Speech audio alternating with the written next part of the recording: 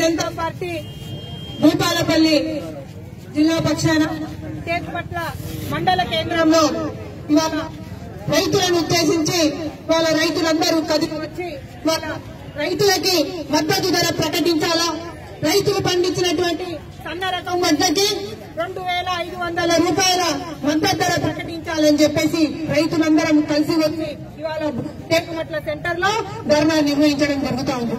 ఇవాళ ఇంతకు ముందు అరవింద్ అన్న చెప్పినట్టు భూపాలపల్లిలో కాదు మొత్తం తెలంగాణలోనే ఇవాళ రైతుల్ని పట్టించుకునేటువంటి నాదుడు లేడు.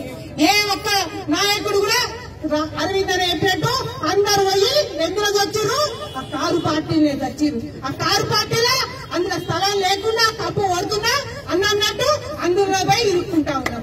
ఇవాళ మేము చెప్తా ఉన్నాం, ఇవాళ టేకుమట్ల సెంటర్ లో ఇవాళ మేము రైతుల కోసం ధర్నా చేస్తా ఉన్నాం. ఇవాళ మేము అడుగుతున్నాం, రామారెడ్డి గారు ఇదే టేకుమట్లలో ఉన్నారు, ఇదే టేకుమట్లలో ఇవాళ పర్యటనకు వచ్చారు. ఆయన టీఆర్ఎస్ పార్టీ నాయకుని ఇంట్లో ఫంక్షన్ అవుతుందంట, మూగ బొక్కలు తింటాడో మరి ఏం తినడానికి వచ్చిండో మరి ఆయనకే తెలియాలి.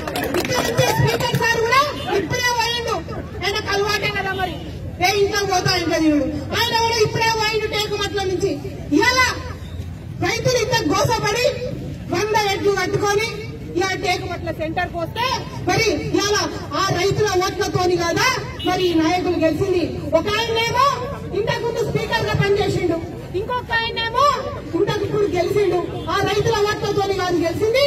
గెలిచి ఏమని చెప్పిండు, నేను ఈ కాంగ్రెస్ పార్టీలో ఉంటే ఎవరికి న్యాయం చేయలేను, టీఆర్ఎస్ పార్టీలకు పోతా, ఆ కార్లో చేస్తా, మీ అందరికీ కూడా బ్రహ్మాండంగా న్యాయం చేస్తా, మీ అందరి కష్టాల్ని పంచుకుంటా, మీ అందరి కష్టాల్ని కేసీఆర్ వరకు తీసుకుపోతా అని చెప్తే మనం అందరం నమ్మినాం. ఇవాళ రామారెడ్డి గారికి ఈ టేకుమట్ల సెంటర్ నుంచి మేము ఇవాళ సవాల్ చేస్తా ఉన్నాము. ఇదే టేకుమట్ల సెంటర్ లో ఉన్నాము కదా సార్, నువ్వు ఇప్పుడు ఇక్కడికి రా, ఇక్కడికి వచ్చి ఇదే సెంటర్ లో మేము ధర్నా చేస్తా ఉన్నాము. ఇక్కడికి వచ్చి మాకు మద్దతు పలుకుతూనే నువ్వు నిజంగా రైతుల కోసం ఇవాళ ఎన్నుకోబడినా అని చెప్పేసి మేము విశ్వసిస్తాం. లేకపోతే ఇవాళ ఒక రైతు ద్రోహిగా మిగిలిపోతారని చెప్పేసి మేము తెలియజేస్తా ఉన్నాం. ఇవాళ ఈ టీఆర్ఎస్ పార్టీ చేస్తున్నటువంటి దుర్మార్గ దుశ్చర్యలు ఏ విధంగా ఉన్నాయి. ఒక పక్కకేమో ఎవరు ధర్నాలు చేయకూడదు, ఎక్కడ కూడా ధర్నాలు ఉండకూడదు, ఈ తెలంగాణ వచ్చిన తర్వాత ఎవరికి కష్టాలు ఉండవని చెప్పేసి కేసీఆర్ సారు ధర్నా చౌక్ ఎత్తేస్తాడు. ధర్నా చౌక్ ఎత్తేసినటువంటి కేసీఆర్ సార్ కి సిగ్గు లేదా, ఇలా కుటుంబానికి సిగ్గు లేదా? ఏ విధంగా ధర్నా చౌక్ ఎత్తేసి మొన్న కేంద్ర ప్రభుత్వం రైతుల కోసం ప్రకటించినటువంటి చట్టాలు సరిగ్గా లేవని మళ్ళా ధర్నా చేస్తారయ్యా? ధర్నా చౌక్ ఎత్తేసి ఇలా ధర్నాలో కూర్చుంటున్నారంటే ఎంత సిగ్గు చేయటం ఒక్కసారి ఆలోచించాలి.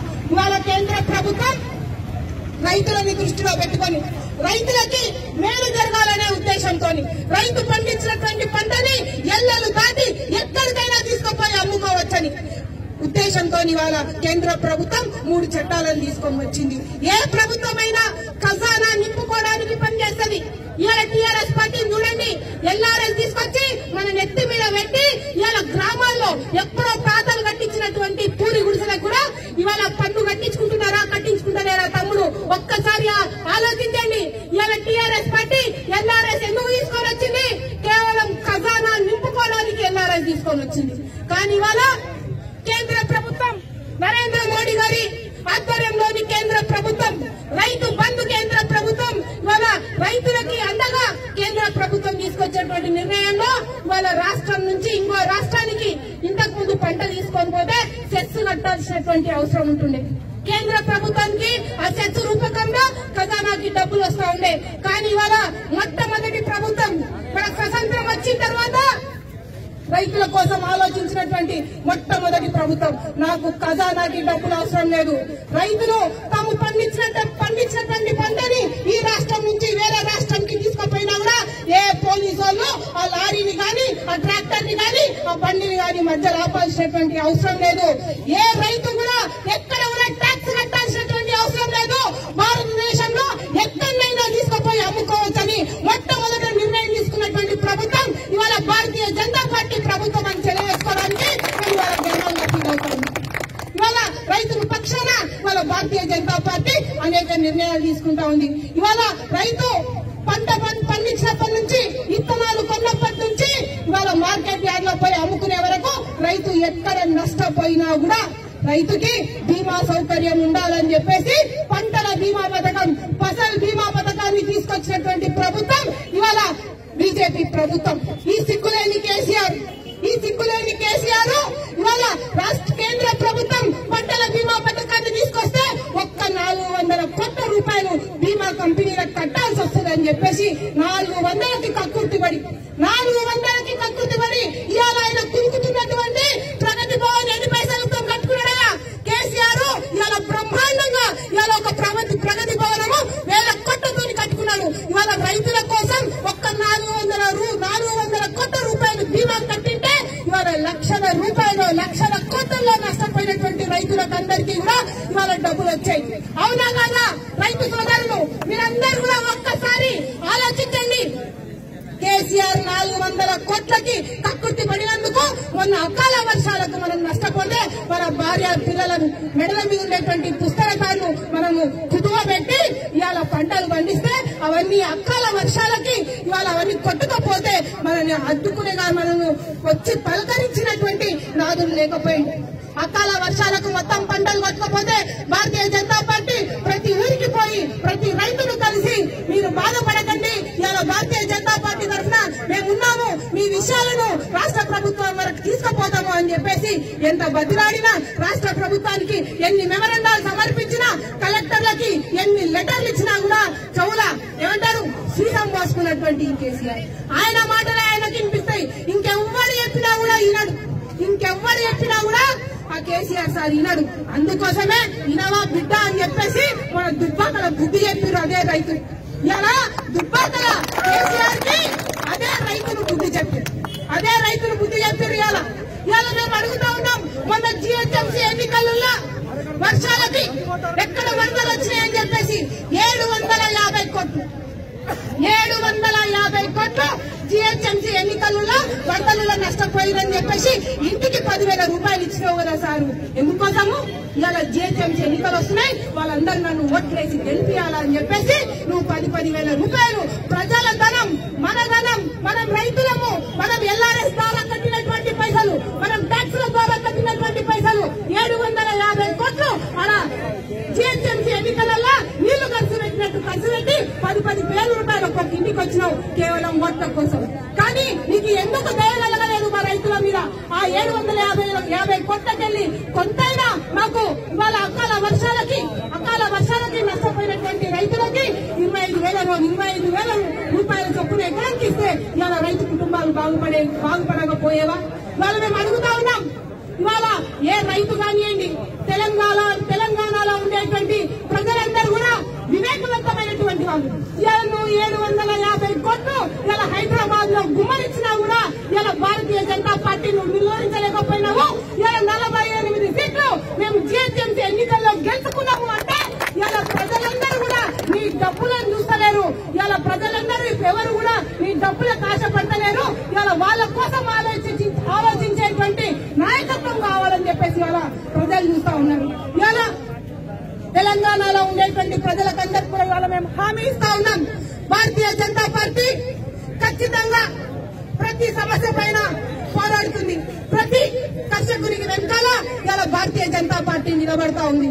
ఖచ్చితంగా మీ సమస్యల్ని రాష్ట్రం దృష్టికి తీసుకొని పోతాం. మేము కేసీఆర్ మొదలు వచ్చి న్యాయం జరిగేంత వరకు భారతీయ జనతా పార్టీ ఖచ్చితంగా కష్టపడుతుందని చెప్పేసి ప్రజలకి మేము హామీ ఇస్తా ఉన్నాం. ఇంతేకాదు, ఈ టేకుమట్ల మండలంలో కనుక మనం చూసుకుంటే మొత్తానికి చలివాకు పరివాహక ప్రాంతం అంతా కూడా కొట్టుకపోతే ఇవాళ కలెక్టర్ గారు 2 సార్లు వస్తారు, 3 సార్లు వస్తారు. రామనారెడ్డి గారు ఇక్కడికి అందరికీ పర్యటనకు వస్తారు. దేనికి పర్యటనకు వస్తారు? ఆయన వచ్చి ఏం దర్శిపోతాడు? ప్రకృతి వనాలు దర్శిపోతాడు. ప్రకృతి వనాల పైసలు ఎక్కడి సార్? ప్రకృతి వనాలకు ఇవాళ గ్రామాల్లో కడుతున్నటువంటి ప్రకృతి వనాలు మొత్తం కూడా ఇవాళ కేంద్ర ప్రభుత్వం పైసలతో కడతా ఉన్నారు. ఇవాళ వస్తాడు షాదీ ముబారక్ చెక్కులు ఇచ్చిపోతాడు. ఆ పైసలు ఎక్కడి నుంచి వస్తున్నాయి? కేంద్ర ప్రభుత్వం నుంచి వస్తలేవా అని నేను అడుగుతా ఉన్నా. ఇవాళ గ్రామాల్లో ప్రతి గ్రామంలో కూడా ఒక సర్పంచ్ వచ్చేటువంటి 5,000 జీతం తప్పితే, సర్పంచ్ వచ్చేటువంటి 5,000 రూపాయల జీతం తప్పితే మిగతా మొత్తం బడ్జెట్ కూడా కేంద్ర ప్రభుత్వం నుంచి వస్తలేదా అని చెప్పేసి ఇలా టేకుమట్ల నడిబొట్టు నుంచి ఇక్కడ ఉండేటువంటి ఒక సర్పంచ్ కి ఇవాళ జీతం ఇచ్చుకుంటా మొత్తం ఇవాళ గ్రామాల్లో ఉండేటువంటి నిధులన్నీ మావే అని చెప్పేసి బొంకులు మాటలు చెప్పుకుంటా ఇవాళ ఎమ్మెల్యే గారు పర్యటన చేస్తా ఉన్నారు. ఇవాళ భారతీయ జనతా పార్టీ తరఫున మేము ఆయనను అడుగుతా ఉన్నాం, ఏ విధంగా మీరు ఎందుకోసం మాట్లాడతలేరు? గెలిచినప్పుడేమో నేను కాంగ్రెస్ పార్టీలో గెలిచిన టీఆర్ఎస్ పార్టీలకు పోతేనే అందరికీ న్యాయం చేయగలుగుతాం, లేకపోతే నాకు మీకు ప్రజల కోసం మాట్లాడే అవకాశం లేదు అని చెప్పి. మరి టీఆర్ఎస్ పార్టీలకు ఎందుకు పోయినావు సార్? నువ్వు నీ ఇంట్లో ఇంకొక పదవి కోసం పోయినావా? నీ ఆస్తుని కాపాడుకోవడానికి పోయినావా? ఇలా తిరిగి కళ్ళు మూసుకొని పాలు తాక్కుంటా నేను సొంతంగా ఉన్నా, నా దొంగతనాన్ని ఎవ్వరు చూస్తలేరు అని అంటే అది తప్పు సార్. నువ్వు చేస్తున్నటువంటి ఆగడాలన్నీ కూడా ఇవాళ భూపాలపల్లి ప్రజలందరూ కూడా గమనిస్తా ఉన్నారు. రాబోయే రోజుల్లో ఖచ్చితంగా బుద్ధి చెప్పేటువంటి రోజులు దగ్గరలోనే ఉన్నాయి. ఎందుకంటే మొన్న నువ్వు భూపాలపల్లి మున్సిపాలిటీ ఎలక్షన్ లో కూడా చెప్పినావు, నన్ను మున్సిపాలిటీకి గెలిపియండి, నన్ను మున్సిపాలిటీలో గెలిపియండి, ఇక టీఆర్ఎస్ పార్టీ మున్సిపల్ చైర్పర్సన్ అయితే 100 రోజులలో 100 పడకల హాస్పిటల్ తెరుస్తాను.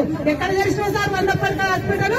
100 రోజులు పోయినాయి, 365 రోజులు దగ్గరకు వస్తా ఉన్నాయి. ఇంకా జనవరి వస్తే సంవత్సరం అవుతుంది. మరి ఎక్కడ తెరిచినావు సార్ 100 పడకల హాస్పిటల్? ఎక్కడ తెరిచినావు? కరోనా లాంటి గట్టు సమయంలో ఇవాళ భూపాలపల్లికి ఉన్నటువంటి ఒక్క హాస్పిటల్ ఇలా 100 పడకల హాస్పిటల్ ను తెరవలేకపోయినాయంటే నీ చేతగాని తరం ఎంత ఉన్నదో ఒక్కసారి ఆలోచించాలి.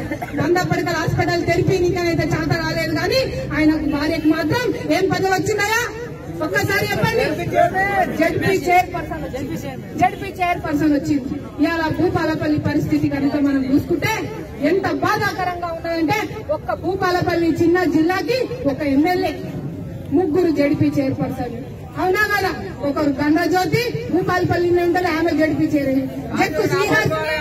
జక్కు శ్రీహాసిని భూపాలపల్లి నుంచి గెలిచింది, ఆమె కూడా భూపాలపల్లినే ఉంటుంది, ఆమె కూడా జడ్పీ చైర్పర్సన్. ఆ తర్వాత పుట్ట మధు గారు, ఆయన కూడా జడ్పీ చైర్పర్సన్. ఆయన ఏమంటారు? ఆయన కూడా భూపాలపల్లి జిల్లాలోనే ఉంటాడు. ముగ్గురు జడ్పీ చైర్పర్సన్ ఉంటారు, ఒక ఎమ్మెల్యే ఉంటాడు. కానీ అలా ప్రజల గోసలు పట్టించుకోవడానికి మాత్రము ఎవరు ముందుకు రారు అంటే ఇవాళ టీఆర్ఎస్ పార్టీ నాయకుల పరిస్థితి ఏ విధంగా ఉందో ఒక్కసారి ఆలోచించాలి. ఇవాళ ప్రజల పక్షాన ఇవాళ భారతీయ జనతా పార్టీ మేము డిమాండ్ చేస్తా ఉన్నాము. రైతులకు మద్దతు ధర ఇచ్చే వరకు భారతీయ జనతా పార్టీ కొట్లాడుతూనే ఉంటది, ప్రజల కోసం పోరాటం చేస్తూనే ఉంటాము. ప్రజలు ఏదో ఒక రోజు భారతీయ జనతా పార్టీ నిజాయితీని గమనించి ఖచ్చితంగా ఇక్కడ నుంచి అధికారంలోకి ఇస్తారు. ఇచ్చినప్పుడు ప్రజలకి ఏ విధంగా న్యాయంగా పనిచేస్తామో మీకు అందరికీ చూపిస్తామని చెప్పేసి ఈ సందర్భంగా తెలియజేస్తూ ఈ కార్యక్రమానికి ఇచ్చేసినటువంటి రైతు సోదరులకందరికీ ఎడ్ల బండ్ల మీద ఎంతో ప్రయాసకి వచ్చి ఎక్కడి నుంచో వెలిశాల నుంచి ఇక్కడి వరకు ఎడ్ల బండ్లు కట్టుకొని మాకు న్యాయం జరగాలని చెప్పేసి మా వెనకాల వచ్చినటువంటి రైతు సోదరులకందరికీ కూడా మేము పేరున ధన్యవాదాలు తెలుపుతా ఉన్నాం. ఇవాళ రైతు సోదరులకందరికీ కూడా మేము హామీ ఇస్తా ఉన్నాము. ప్రజలందరూ కూడా ఇవాళ ఇంతకు ముందు మనకు చెప్పారు, మన కేసీఆర్ సార్ ఏమిచ్చిండు? మనకు ఒక్క రైతు బంధు ఇచ్చి మిగిలిన బంద్ చేసిండు. ఏమేమి బంద్ చేసిండు? డబుల్ బెడ్రూమ్లు బంద్ చేసిండు. డబుల్ బెడ్రూమ్లు ఇవాళ భూపాలపల్లి కాన్స్టిట్యున్సీలో ఇవాళ వచ్చినటువంటి పరిస్థితి లేదు. డబుల్ బెడ్రూమ్ లేదు. కార్యక్రమానికి ఇచ్చేసినటువంటి పేరున ధన్యవాదాలు తెలుపుతూ ఇవాళ పోలీస్ శాఖకు కూడా మేము విన్నవిస్తా ఉన్నాము. ఒక్కసారి రమణారెడ్డి గారు ఎవరైతే ఎమ్మెల్యే గారు ఇదే మండలంలో పర్యటనకు వచ్చిందో రమణారెడ్డి గారికి ఒక్కసారి మా యొక్క విన్నపాన్ని విన్నవిస్తారు. ఇక్కడ నుంచి ప్రాతినిధ్యం వహిస్తున్నటువంటి ఎమ్మెల్యే గారికి ఒక్కసారి మా యొక్క విన్నపాన్ని విన్నవిస్తారని కోరుకుంటా ఉన్నాము. వారు ఇక్కడికి వచ్చి మేము ప్రతిపక్షంలో ఉన్నా కూడా వారి మాటను మేము కొంచెమైనా విశ్వసిస్తాము. ఆయన ఇక్కడికి వచ్చి రైతులకు నేను న్యాయం చేస్తా అని చెప్పేసి ఇక్కడ హామీ ఇస్తే ఇక్కడ నుంచి లేచిపోవడానికి మేము రెడీ